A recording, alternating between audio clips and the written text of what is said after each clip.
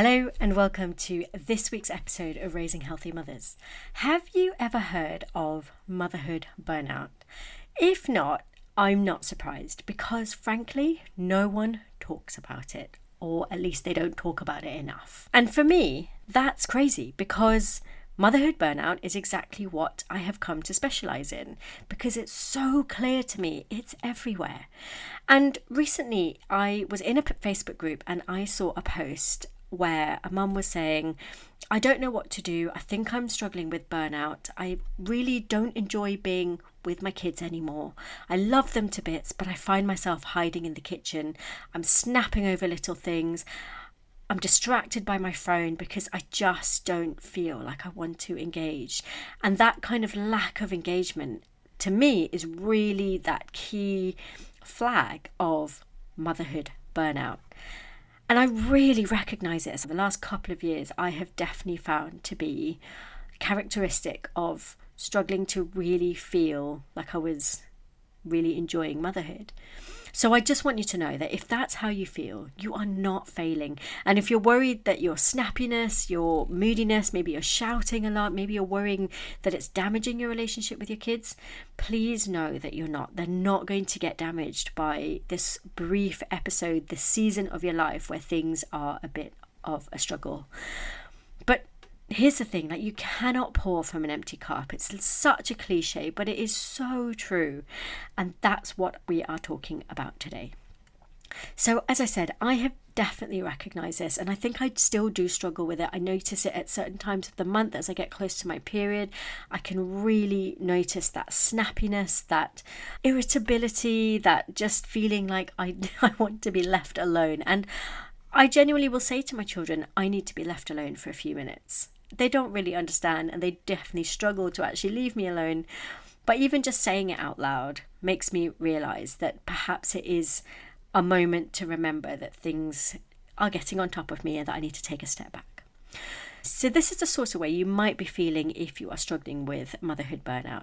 So you love your kids, obviously, but you might find yourself scrolling on your phone instead of taking the opportunity to play with them, to get down on the floor and have fun with them. Or maybe you're hiding in the kitchen because you just need to take a minute and you don't know any other way of getting it. Maybe you feel like you just don't have the capacity to give them full attention. Maybe you always feel like there's something that needs doing. Maybe you feel guilty because being with your children feels hard, but also you just need to take some time out. Maybe you're the default parent and so they're climbing all over you all the time and you feel completely touched out. Maybe you're constantly looking for things to do around the house instead of actually sitting down and enjoying the moment with your children. You know, they say enjoy the moment. You know, the years go by so quickly, and it's really unhelpful actually if you are in that moment of overwhelm and burnout. Maybe you're feeling more shouty than usual and you're feeling really awful about it. And as I said before, maybe you're worrying that it could be damaging your relationship with your kids. So this is what burnout looks like. And it's not just in your head. Like I said, you're not doing irreparable damage. Your children are loved, they are safe, they are warm, and they're fed, and they know that you are there for them. And I know that might feel hard. Maybe you're feeling like you're not being the best parent in the world at the moment, but the fact that you're worrying about it, the fact that you're thinking about it, the fact that you're here listening to me talk about it tells me that you do care, that you love them deeply, and that ultimately is what matters to your kids. But here's the thing, like, being burnt out isn't just about exhaustion or being tired. Maybe you're not sleeping very well. It's not just about that. It's about what is going on inside your body too. When I first noticed this, and this is true in the Facebook post as well, like what quite often the advice was, you know, can you spend one-on-one time with your children so then they stop clamoring for your attention, they'll stop fighting to try and kind of get your attention. Can you spend 10 minutes with them? And so I got that advice too. I thought maybe the problem is, maybe it's my fault because I'm not giving them the attention that they're looking for. Maybe I need to make sure I'm getting quality time with them. But honestly, it just made it worse because I just wanted time to myself. And for me, I think burnout isn't actually about needing more time with your children, even if it is more quality time. It's about needing more time for yourself first, so that you can have the headspace to find that quality time with them. So this is something that I see really often with my one-to-one clients, actually, this kind of burnout thing. And it's often I only really see it with one-to-one clients because we develop a rapport, we develop a relationship over a period of time so that they feel able to open up to me. And so, of course, when I work with clients, we don't just talk about food. We look at what's happening inside the body and what could be going on that could be contributing to this. And again, quite often people might think, oh, perhaps I need to get some bloods done and see if there's something else going on there. So you go off to your GP and you explain to them what your symptoms might be, and they might give you a basic blood test. And the results come back and they say, well, your results actually come back fine. You're in the normal range, so it can't be anything to do with any nutrient deficiencies. And so you walk away thinking, well, that was a bit of a waste of time. It probably took you some organising to get there in the first place and to come back with, well, not the answer that you would have liked. And that's really frustrating, isn't it? And this happens so often, actually. I get clients come to me and say, oh, well, I had this blood test done and the GP said it was totally fine. But what we do is we run a comprehensive blood test, and all my clients start with this now. In my one-to-one package Recover, the start of the relationship is we get a blood test done to see what is going on. And clients come to me with exhaustion, with brain fog, anxiety, and their GP might say, oh, well, your iron level looks fine. But when we look deeper, their ferritin, which is the storage iron, is scraping the bottom of that normal range. So yes, they're still in that normal range, as in they're not, in disease state, but it's not optimal. It's not where it should be for energy and for focus. So when I run a comprehensive blood test, we look at a range of different markers. So we will look at iron levels, yes, but we also look at all the different markers that matter. We look at thyroid function. And again, this is something that is so common postpartum. But it's not just about looking at a single marker. It's about looking at a range of markers and seeing if there's anything contributing to that rather than just a single hormone. We look at the nutrients, especially vitamin D and B12 and folate, magnesium and omega-3 as well, to see if those are contributing to that tiredness, the fatigue, the brain fog, the anxiety. I did a whole episode about the nutrients that you need to know as a mum. It's episode 3.10 and it's called the 6 micronutrients every mum needs to know. So if you want to learn more about that, I would go to that episode and listen to that, and I will link to that in the show notes. And then we also look at your blood sugars and have a look to see how that is behaving. We look at inflammation to see if there's anything in the body that is contributing to this. Potentially you might have poor immune system, for example. Low levels of any of these or unbalanced levels of these can impact energy, mood, and resilience. But the thing is, you need to know which thing is maybe suboptimal or insufficient to be impacting that energy, because it's not enough to go, well, I'm really tired, I must be low in iron. Well, we don't know that if you don't test the iron. So that's why I always say you can't just guess, you need to test. You can't just take a supplement and hope for the best, because it can be dangerous if you take iron, if you don't know for sure that you have low iron, and it obviously won't fix the problem if actually the problem is that you have low B12 or you have low folate, or actually that your vitamin D is low. And often it's a range of things as well, it's not just one thing. I did a whole episode actually about the 6 essential blood tests for exhausted mums. So if you want to follow up on that, go to episode 4.12. And then you might also be noticing other physical symptoms that could be indicating these kind of insufficiencies. So if you get frequent colds, if you feel like you catch everything the kids bring home from nursery or from school, if you wake up in the morning and you have really achy joints, stiff limbs, if you get muscle cramps, and if you find yourself thinking, well, I'm in my late 30s or in my 40s, that's what's to be expected as you get older, especially as a mum, that is to me a bit of a red flag of actually, is it though? Is it normal to feel this achy in your 30s or 40s? Another sign that you might notice is that you have lackluster or thinning hair. You might have dry skin or brittle nails. If you get brain fog, if you have trouble concentrating at work or anything really, if you're forgetful, if you feel disorganized, if you just don't, you forget where you put things and you can't find things easily, that could all suggest some kind of nutrient insufficiency. If you struggle with sleep as well, this is another really key thing. If you get racing thoughts at night and you can't get to sleep, or if you get woken up, you can't get back to sleep, all of those things can be a sign of nutrient insufficiencies. And I did a workshop called Get Better Sleep. If you wanted to learn more about how to get better quality sleep, that's the workshop to go for. If you go to my website and go to the everything page, that's tashadecruz.com/everything, you'll find all the details of my workshops on there. And then if you notice that you have anxiety or low mood, or if you feel easily overwhelmed, if you have poor stress resilience, again, that could be a sign that there is something going on there that is affecting your energy. From a digestive point of view, of course, as a nutritional therapist, it's really key to look at digestion. So bloating, constipation, heartburn. And then from a hormonal point of view, if you notice changes in your period, if it's heavier, more painful, irregular, if you've had changes in your PMS, headaches around your period, if you feel really wiped out, if you have low libido, again, all of these are signs of, to me, I see these as signs of your body crying out for attention. It's saying, I am not working the way I should be. Please do something for me. And the thing is, many of these are symptoms that we just accept as part of motherhood. And people say it's societal, because people say it to us, oh, well, that's just what it's like being a mum. You just don't get to sleep, or you feel anxious all the time because you're worried about your children, or all of these things. And I just don't buy it. I don't think it's true. I think you can have energy and be relaxed and enjoy motherhood.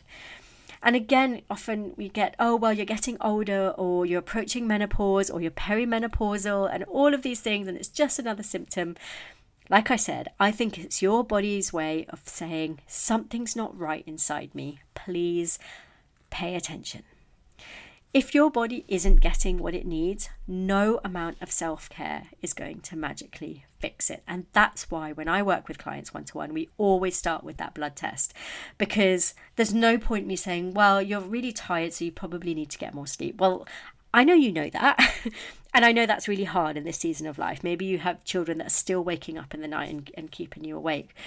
But also, if you are low in these nutrients, and that is why you're feeling so exhausted all the time, then getting more sleep is not actually going to help. So as I mentioned, motherhood burnout and exhaustion definitely came to me as well. And I've noticed it in the last couple of years. And I knew that as a nutritional therapist, I knew all the things that could be going on inside that probably needed a bit of attention. So of course I did a big overhaul of my diet. So that helped to kind of drive the changes that I could make. And once I could put a little bit more focus on myself, then I could make other incremental changes. So for example, for me, exercise and movement is a really key part, especially if you feel like you are completely overwhelmed. And in fact, if you often say to yourself, oh, I don't have time for exercise, I feel like you should then therefore do exercise, because you need to move. You need to find time for yourself to actually get moving. Now, I know that's really hard. Like I'm not kind of dismissing that you are a busy person and you have 2 toddlers climbing all over you all the time. But you know what I say? I say do it with the toddlers climbing all over you. If that's your reality, do it. I often do yoga with my children around me. Is it lovely time out for me? No. But to be honest, they kind of climb over me for about 5 minutes and then they get bored and they leave me to it, because they see that I'm serious. They see that I'm going to do this, whether they're going to get in my way or not. Sometimes they join me and do it with me. Sometimes they climb all over me. Often they just walk away after a few minutes because they're bored. For me, strength training is really important. I do Power of Mum workouts. I haven't missed a single one since I started about 2.5 years ago. And it has been so amazing for me, because once I started lifting weights again, I could really see the difference it makes to my body, but also my confidence in myself, my ability to find time for myself. I also recently started running. If you follow me on Instagram, you'll know that I posted a little bit about finishing Couch to 5K, and I have since done a couple of park runs as well. And that was quite pivotal, because running was a new form of exercise for me. So that meant it really stretched my brain. And I find, more than the strength training, actually, going out for a run makes me more likely to make healthier choices when it comes to breakfast or meals afterwards. And that is really key, to make sure that you're making those healthy choices, because exercise is really key for keeping your blood sugar balanced and to boost that energy. Even when you're feeling really wiped out, getting out and doing some kind of movement can really help with energy. 100% prioritizing sleep is so key for me. I know I am probably one of the world's worst parent when I haven't had enough sleep. And the real pivotal moment for me came when we decided to swap night duties. So after 5 years of continuously doing the nighttime wake ups, because I was breastfeeding and it was easiest to feed them back to sleep, we decided to swap over once we'd stopped feeding at night, and my husband did the night wake ups, and it changed things completely, because it meant that for the first time in a very, very long time, I was getting quite a few hours sleep. And that had such a knock-on effect, not just on me, but for everyone. I'm a much better parent, I'm a much better wife, I'm a much better friend when I have had enough sleep. As I mentioned before, food, so important, but especially breakfast, because I would often skip breakfast, and I still struggle with this, if I'm honest. I still often find myself not prioritizing breakfast, but when I do, I notice the difference. Because if I skip breakfast, I often find myself around like doing the school run and then feeling really hungry, and then there's nothing to eat because I'm on the school run. I don't eat anything, and then I eat it at about 10 o'clock, and then I'm not hungry for lunch, and then I get hungry at the wrong time, at not meal times, and then I'm not hungry for dinner, and all of these things. So if I skip breakfast, it really makes a difference to how my whole day goes when it comes to meal times. And it just makes me feel like really low in energy and wiped out. So if I can, I have breakfast. What I've started doing recently actually is to prep a smoothie, and that has been really helpful to just know that if nothing else, if I really feel like I don't have enough time or don't have the appetite to eat something, I will have a smoothie to start the day with some protein in. So I usually add protein powder and some fiber, and obviously all the lovely vegetables and fruit in there, and that means I can start the day properly, and then it just helps for the whole day basically.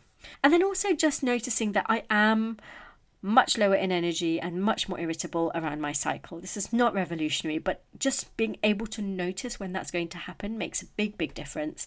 And then I can lean into those lower energy days and not trying to force productivity.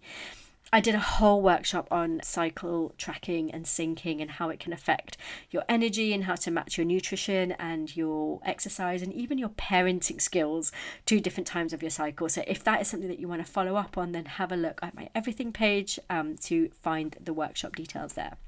And then, of course, getting out in nature makes a huge difference. Again, it's that movement thing as well, but being outside in nature has such a calming effect. It can really shift your energy. Now that it's getting lighter earlier, I am definitely going to start my morning walks or runs again now that I'm a runner, and just make sure that I prioritize getting out first thing in the morning, or just getting out for fresh air at some point in the day. That is kind of for me as well, if I can.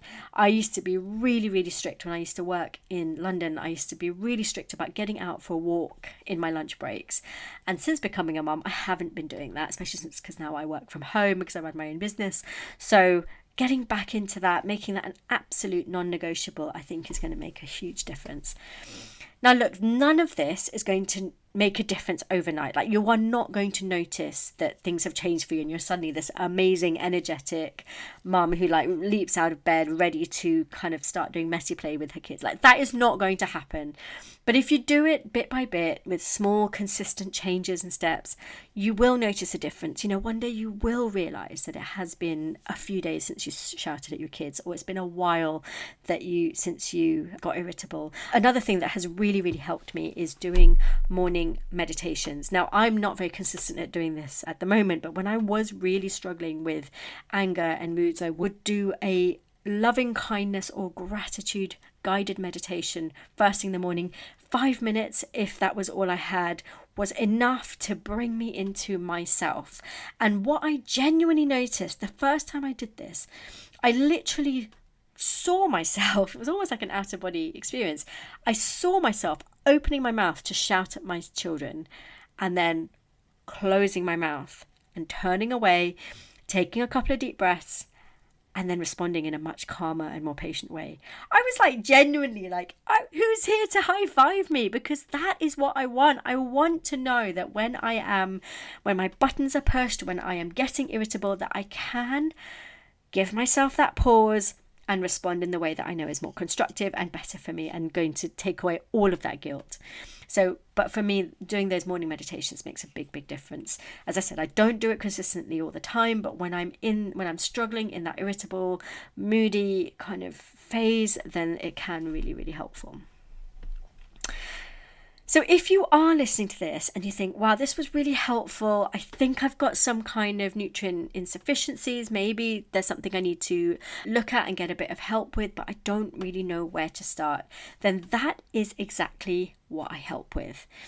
I mentioned my one-to-one nutrition package, Recover. It's a 4-month, completely personalized program. So I don't just kind of have a one-size-fits-all program. We start by doing a 90-minute deep dive call together where I listen. I hear everything that is going on with you, and then I can make recommendations based on that. As I said, we start with a comprehensive blood test, not just the kind of basic one from the GP or the kind of bare minimum. We go really deep, we get really comprehensive so we can kind of make connections and find patterns. And then I create a plan that is specific to you, to your body, to your life, to your family, to your fussy eaters if you have them.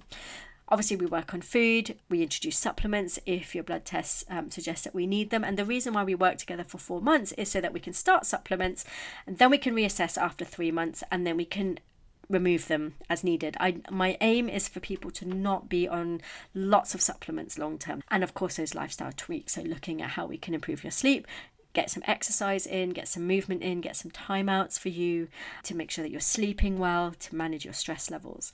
It's so important to make sure that you're moving regularly every single day, that you're managing your stress, that you're reducing your overwhelm, that your sleep is like as good quality as it can be, and that you are matching your energy to your cycles. It's never just about food and diet with me as a nutritional therapist.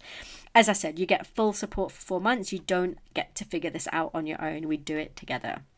So if you feel like something is off, you can't quite put your finger on it, you feel like you need some kind of help, some kind of change, but you just don't really know what you can do, then this is your sign to stop pushing through and actually get some answers.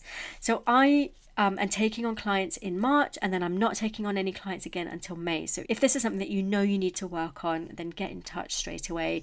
You can message me on Instagram, you can email me on tasha@tashadecruz.com, or you can head over to my website, go to tashadecruz.com/recover, and on there you can book a call to talk through the program with me and just find out whether it's right for you, and I will give you my honest answer whether I think it's a good fit. So your action point then after listening to this is to pick one thing to focus on. Don't try to overhaul everything at once. I've thrown a lot at you, whether it's nutrition or movement or stress management and sleep or all these tests and supplements that you could be taking. Don't do it all at once. Decide on one thing that you can do. Like literally, if you could just drop everything and do it right now, what would it be? Could it be taking 5 deep breaths? Could it be listening to a 5-minute meditation?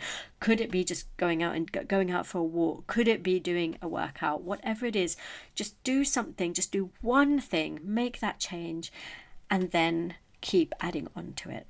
Remember that motherhood is very depleting. Once you've been through pregnancy, childbirth, breastfeeding, mums get so low in nutrients, but it's often at a level that GPs don't really pay attention to because it's not that disease level. But it is definitely a level where you are not feeling your best. That is the suboptimal level. So consider getting tested, especially if you have any of those other symptoms, those frequent colds, the catching everything that your kids are bringing home, achy joints, stiff limbs, all of those kind of extra symptoms that I talked about. Definitely look at getting tested to see if there's anything going on. As I said, head over to tashadecruz.com/recover to find out more about the 4-month one-to-one program that I offer. I'd love to know if you have any questions. Send me a DM on Instagram and I will definitely answer them. I read every single one and I answer all of them. And just remember, you don't have to feel like this. Like if you are feeling like you're in burnout, you don't have to. You can feel better. You can get more energy and you can genuinely enjoy motherhood again. I hope you found this helpful. I really hope that it has given you some kind of hope and reassurance that it's not just in your head. You can see a difference. And if you need me, I am here to help. Otherwise, I'll see you next week for another episode of Raising Healthy Mothers. Bye for now.